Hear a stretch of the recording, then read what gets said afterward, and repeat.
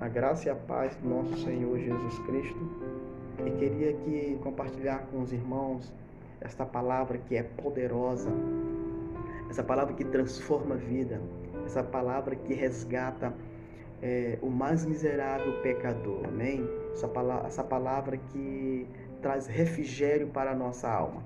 Queridos, foi-me dada a responsabilidade de ministrar onde o tema é o avivamento. Ele é necessário? Nós vamos estar aqui refletindo, né? Nós vamos estar contextualizando, né, alguns textos, e a Bíblia vai nos dar as respostas em que nós precisamos, amém? Mas para isso, eu te convido para que a gente possa estar orando, amém? Vamos lá. Senhor Deus e Pai, estamos, Senhor, na Tua presença, Pai. Estamos diante de Ti, Senhor Jesus Cristo. Venha, Senhor, habitar em nós, Pai, trazendo refrigério para a nossa alma, trazendo, meu Pai, segurança que precisamos, Senhor. Mas para isso, meu Pai, devemos nos render a Ti, meu Pai. Possamos nos aquebrantar, meu Pai, de joelhos, meu Pai, em lágrimas, em choro e com verdades, Pai. Fique conosco, meu Pai. Fique conosco, meu Pai, durante o dia, durante a semana, durante os anos, meu Pai, que nos antecede. Senhor, fica com o Teu povo, em nome de Jesus. Amém, amém e amém. Querido, o tema hoje é o avivamento. Ele é necessário? E quando eu vejo para o cenário global, o cenário em que nós estamos vivendo, nós vamos ver que a humanidade ela se afastou completamente do Senhor. E acontecendo isso, a gente vê que a maldade ela se multiplica sobre o homem, né? A perversidade, né? A ira e o pecado é cada vez mais alarmante sobre a sociedade. O cenário brasileiro, possamos dizer que é os mais críticos, né? Quando se trata de política. E aí quando a gente vai para a família, a gente vê que há uma crise existencial muito grande. A gente vê que a família ela não é uma família mais pura. E quando a gente olha para a humanidade, a gente vê que a humanidade ela está perdida. Irmão Israel, diácono Israel, quando isso acontece? Querido, toda vez que o homem ele se afasta do Senhor, toda vez que a humanidade ela não procura mais buscar o Senhor como é devido, a ira do Senhor ela se estende sobre a nação, sobre um povo. Nós vamos ver que no passado a geração, em tempo, ela se desviava do Senhor. Em tempo, a geração, ela se afastava do Senhor. Quando nós vamos olhar para Esdras, nós vamos ver que aquele povo, quando se afastou do Senhor, e o pecado que aquele povo cometeu, que jamais poderiam fazer, era se casar com mulher de outras nações, né? E a Bíblia diz que aquela mulher, elas traziam ídolos e assim corrompiam o povo de Israel. E então o povo começou a idolatrar a outros deuses por causa daquelas mulheres idólatras. E Esdras fica muito triste quando olha o povo distanciado, longe, separado do Senhor, né? A Bíblia diz que Esdras sente uma grande necessidade para clamar, uma necessidade de pedir ao Senhor para que Deus intervisse naquela sociedade, naquele povo. Então, em resposta disso, através da oração de Esdras, o povo começa a se arrepender, a se prostrar e voltar para o Senhor novamente, ou seja, está no seu estado de espírito. E o povo ali começa a se arrepender, o povo começa ali a clamar para o Senhor com o coração sincero, né? Com o coração voltado totalmente a Deus. A Bíblia diz que aquele povo começa a chorar, a se lamentar e declarar o seu pecado, aonde eles cometeram, né? Aonde caíste, e eles começam a confessar. Uma coisa que me chama bastante a atenção, para que a gente possa promover este avivamento, porque este avivamento, ele só é promovido quando o povo se inclina para o Senhor. O capítulo 2 de Joel diz assim: ainda se agora, diz o Senhor, convertei-vos. A palavra aqui, convertei-vos, é voltar ao Senhor. É quando o homem se afasta do Senhor, que uma vez que ele servia, uma vez que ele era um crente de fervor, era um crente que se dedicava de uma vida de oração, e agora este homem ele se esfria, esse homem ele cai em uma decadência espiritual.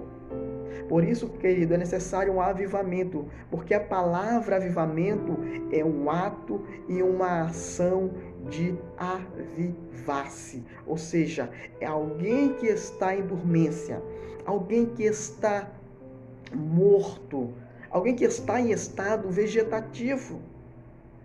Então, esta pessoa, ela vai passar agora a sair desse estado, ela vai avivar-se, ela vai se tornar mais viva, mais pura, abandonando o pecado, abandonando a imoralidade e as transgressões e vivendo agora uma vida com Deus. Louvado seja o nome do Senhor Jesus Cristo. Mas para isso acontecer, Joel nos dá uma dica muito importante. Ele diz assim: rasgai o vosso coração, não as vossas vestes, mas convertei-vos no Senhor. Querido, somente o Senhor pode trazer esse verdadeiro avivamento genuíno para o seu povo que está perdido, para o povo que está sem direção. Hoje a gente vai ver que o cenário está caótico, as pessoas estão cometendo mais pecados, estão mortos em seus delitos. Nós vamos ver que a igreja, quando você sai do mundo, do cenário do mundo, e vai para a igreja, você vê que a igreja está da mesma forma. Parece que a igreja ela está viva, mas a igreja está morta, como diz as 7 cartas do Apocalipse. Parece que está viva, mas está morta nos seus pecados. Muitas das vezes você vê um grande movimento na igreja, parece que as pessoas estão felizes, parece que o culto está sendo maravilhoso, as pessoas elas estão pulando, estão alegres, mas não passa apenas de uma maquiagem. A igreja está morta devido ao evangelho que está pervertido. Os homens estão perdidos dentro da igreja, porque o evangelho já não é um evangelho mais puro, já não é um evangelho mais genuíno. O apóstolo Paulo, ele lutava contra estas injustiças, e o maior defensor desta palavra, deste evangelho, é o apóstolo Paulo. Quando ele chega em Gálatas, ele encontra alguns das igrejas querendo colocar outra coisa no evangelho, enquanto Paulo acredita que Somente em Jesus Cristo poderemos ter a salvação que precisamos através da graça. Mas eles estavam colocando ali outras coisas no Evangelho, pervertendo o Evangelho. E Paulo chega a dizer: olha, mesmo que desça um anjo, mesmo que seja nós que pregue outra coisa que não seja este Evangelho, que seja anátema, ou seja, que seja maldito. Então, querido, eu quero te dizer que precisamos de um avivamento, porque o nosso povo está morto em pecado, porque o povo está morto em seus deleitos de pecado. É necessário que saímos dessa decadência espiritual, porque estamos perdidos e precisamos que o Senhor haja. O cenário de Joel, o cenário que se encontra Joel, era a mesma coisa. A Bíblia diz que Deus vai trazer juízo sobre este povo. E além de Deus trair juízo sobre este povo, o cenário estava tão caótico. Até o sol não brilhava mais. As ervas do campo estavam murchando. A chuva estava agora molhando o solo com poucas proporções e assim não dando alimento para aquele povo. A fome se alastrava cada vez mais sobre aquele povo. E aquele povo se afasta do Senhor de tal forma que Joel chega a aconselhar aquele povo como fez Esdras. Então, quando a gente olha para este cenário em que o mundo está passando, é necessário somente um avivamento para nos tirar desta decadência espiritual, dessa sonolência. Somente um avivamento para despertar, somente um avivamento para nos trazer a vida, somente um avivamento para nos tirar desse estado em que nós se encontramos. Nós vamos ver na história dos grandes avivalistas, eu quero te falar de um jovem chamado David Brenner. A história diz que David Brenner, na antiga Inglaterra, onde hoje os Estados Unidos, viviam os índios chamados salvíficos. Eles eram uns índios que devoravam pessoas, eles eram canibais. A história diz que este jovem vai sair da sua cidade, da sua terra natal, vai largar a sua noiva para viver uma vida com Deus. Mas não foi fácil para David Brenner evangelizar aqueles índios. Afinal de contas, ele estava todo o tempo se vigiando, estava todo o tempo ali correndo risco de morrer, de ser morto, comido vivo pelo aqueles índios. Mas ele tinha uma meta, ele tinha uma responsabilidade. A história diz que ele consegue evangelizar aqueles índios, mas por causa do amor à obra de Deus, ele pega tuberculose e morre ainda muito novo. Mas ele traz um grande avivamento sobre aqueles índios. Eu quero te dizer que para promover este avivamento é necessário um sacrifício pessoal, um sacrifício para que nós possamos nos inclinar o nosso coração em humilhação, para que nós possamos promover este avivamento. A história vai nos contar também de um homem chamado Jonathan Edwards. Quem foi Jonathan Edwards?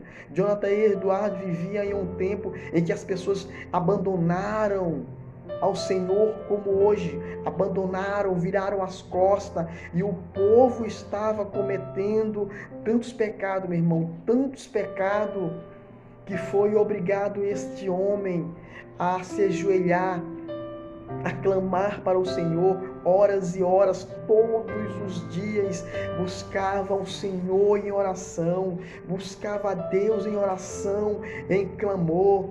Ele dizia: Senhor, me dê a Nova Inglaterra, Senhor, me dê a Nova Inglaterra. Ele queria: Senhor, age no meio deste povo, Senhor, faz alguma coisa no meio deste povo. Então ele começa ali, o Espírito Santo de Deus começa ali a agir na vida de Jonathan Edwards de tal forma, querido, que ele tinha uma pregação chamada Pecadores na Mão de um Deus Irado. E quando este homem começava a pregar pecadores na mão de um Deus irado, as pessoas começavam, querido, a mandar ele parar, as pessoas começavam ali a ficar trêmula, as pessoas começavam ali a se jogar no chão. Parecia que o juízo de Deus ia acontecer naquele exato momento, porque as pessoas não conseguiriam se afirmar de pé. E quando ele começava ali a pregar nas igrejas, quando ele começava ali a pregar nos pátios, nas praças, as pessoas começavam ali a chorar. Uma vez ele pregando em um templo, um se levantou e disse: Senhor Edward, para, Senhor Edward, para. Sabe por quê? Porque, queridos, parecia que o juízo de Deus ia acontecer naquele momento. E as pessoas largaram, as pessoas abandonaram, deixaram o pecado, porque Deus trouxe a providência necessária para aquela época. Somente um avivamento. Em outra história vai nos contar que os delegados da cidade estavam agora dando luvas brancas para a população, porque não havia mais crime, porque os bares começavam a fechar. As pessoas iam para uma casa de prostituição, não sentiam mais vontade. Então, o que estava acontecendo? As pessoas iam para as igrejas, as pessoas iam confessar os seus pecados. Querido, é isso que um avivamento promove, a confissão de pecado. As pessoas começavam ali a confessar e se entregar a sua vida para o Senhor. O que nós estamos precisando no dia de hoje é que nós venhamos confessar os nossos pecados, largar, abandonar, deixar e viver uma vida sobrenatural com Deus. Eu queria que você fizesse essa reflexão. Mas é necessário, querido. E eu faço essa pergunta para você. Como é que você está no seu trabalho? Eu te faço essa pergunta. Como é que você está perante os seus amigos? Que tipo de conversa você trata com eles? Se a sua conversa tem Deus, se no seu trabalho as pessoas vê Deus em você, se a sua própria família vê Deus em você, então chame a atenção do Senhor para que Ele possa intervir nesses dias que nós estamos vivendo, para que Deus possa mudar este cenário, para que Deus possa trazer paz, refrigério para a nossa alma, porque nós estamos precisando, querido. Nós estamos precisando voltar para o Senhor novamente. Precisamos voltar para o nosso lugar de origem, para o lugar onde a gente nunca deveria ter saído, porque o homem se afastou do Senhor, porque o homem se afastou de Deus. A Bíblia diz que todos pecaram, querido, todos, sem exceção de ninguém. E precisamos voltar para o Senhor. Precisamos sentir o Senhor. Precisamos ter mais intimidade com o Senhor. Precisamos buscar mais o Senhor em oração. Precisamos voltar com a nossa prática. Porque em Joel E capítulo 12, a qual for lida, ele dá esta colher de chá. Ele diz que nós devemos rasgar o nosso coração, porque tem pessoas que estão rasgando sua veste, ou seja, sua capa, mas nós precisamos verdadeiramente voltar para nós, olhar para dentro de nós, para que nós possamos ser mudados. É verdade, queridos.